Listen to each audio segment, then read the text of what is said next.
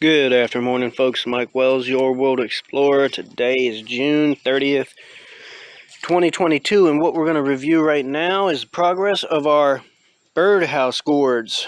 All right.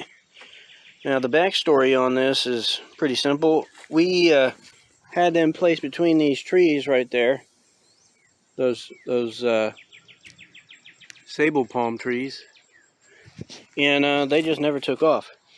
But now that we've lasagna layered the soil here, we have leaves, sand, leaves, sand, leaves, sand, about 14 inches down.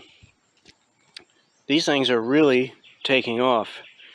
Now, we have to observe them going forward because they could be susceptible to the root knot nematode. I'm not sure, but at this juncture, I've never seen them come out of the ground like this. This is incredible.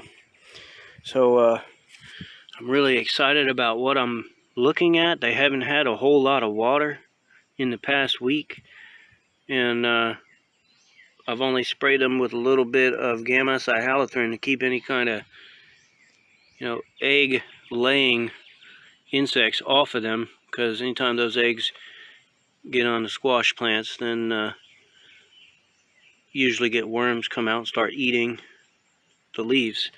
But these right here, they look beautiful, and we'll just continue monitoring them going forward.